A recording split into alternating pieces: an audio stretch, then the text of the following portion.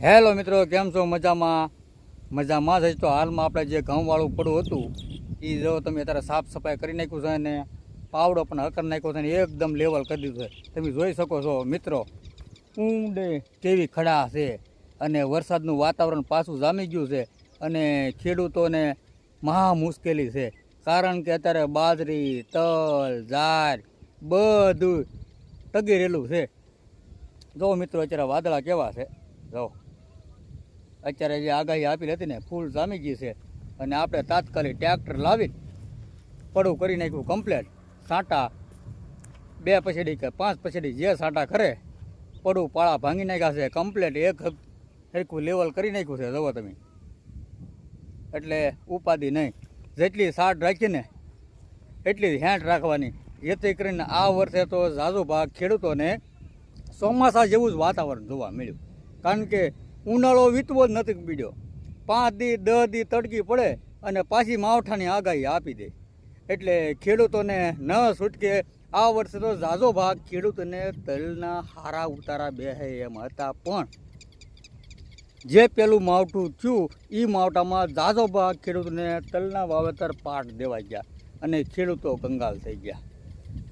કારણ કે આ વરહ જ એવું છે, આવકનું જ વરહ નથી.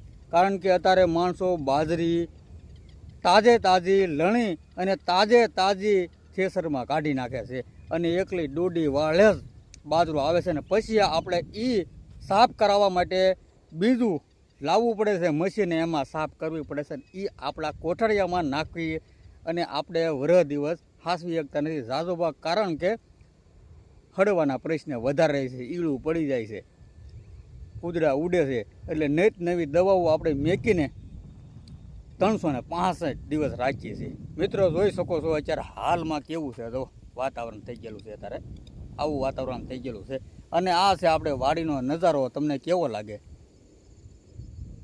નજારો તો એક જ નંબર લાગશે, પણ ખેડૂતોને જે મહામારીને જે મુશ્કેલીમાં જે અત્યારે ખેડૂત ભોગવી રહ્યા છે ને એ કોઈને નહીં દેખાય. કારણ કે આ ખેડૂત એક જ સહન કરી શકશે.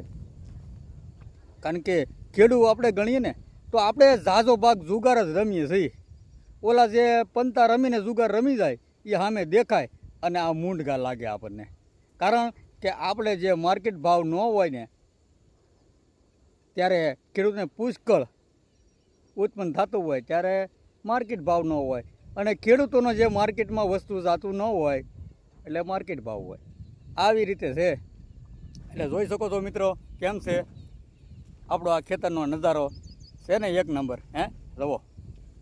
અને આપણે ડુંગળીવાળું પડું હતું, ડુંગળીવાળા પડામાં આપણે પાવડો મારવાની મહેનત કરી પણ પાવડો ન હાલ્યો. કારણ કે બધોય જે આપણે લોદર હતા કે નહીં બધા બેગટા થઈ જતા ને ભેગા થઈ જતા એટલે પછી એમાં રાખ્યું બંધ. એટલે હાલમાં તમે જોઈ શકો છો આ જે ઘઉંવાળા પડા હતા આ પડામાં આપણે પાવડો મારી દીધો ફર્સ્ટ ક્લાસ. ને આપણે જે પહેલાં ઘઉંને સળગાવી દીધા હતા, અત્યારે સળગાવવાથી થતા ફાયદા ઘણા પણ ફાયદા થાય છે સળગાવવાથી. આ એક વાત સાચી છે કે ભાઈ તમે સળગાવેલા જે ઘઉં હોય ને એ ઘઉં આપણે એમ કે જમીનમાં જીવાત નાના મોટી રહેતી હોય એ પણ હળગે, એ બધું ખોટી વાત છે. કારણ કે જમીનની અંદર 1 ઇંચ પણ આગ જાતી નથી. હજી આપણે મેં જો હાલમાં ત્યારે થાંભલો માર્યો ને તેમાં આપણે જે પાવડો ઢેડ્યો ને તેમાં હજી આપણે કેમ ઘઉંના મૂળિયા હોય એમને ઠટેલા છે. એટલે પાકું થઈ ગયું કે આપણે જે ઘઉં પકટાવેલા હોય એ ઘઉં ને હેઠે જમીન 1 ઇંચ પણ આગ જાતી નથી. એટલે ખેડૂત મિત્ર કોઈ પણ પ્રકારને મૂંઝાવા જેવું જરૂર છે નહીં. તમારે જો સળગાવવું હોય ને તમને એવું થતું હોય કે ભાઈ આપણે સળગાવશું નાની મોટી જીવાત હોય, કીડી હોય, મકોડા હોય, કાકીડા હોય, ઊંધીડા હોય એને ઈજા લાગે, તદ્દન ખોટી વાત છે. કોઈ પ્રકારની ઈજા થતી નથી. કારણ કે જમીનની અંદર એ વિયા જાય છે ને ઉપરથી આગ લાગી જાય છે અને એના તો કુદરત બચાવવાવાળો છે. જુઓ ખેડૂત મિત્ર કેમ છે નજારો. મિત્રો આપણો વિડીયો ગમે હોય તો શેર કરજો, લાઇક કરજો, કમેન્ટ કરજો અને આપણે ઉત્સાહિત કરજો જેથી કરી આપણી પણ યુટ્યુબ ચેનલ આગળ વધે. જય હિન્દ, જય ભારત.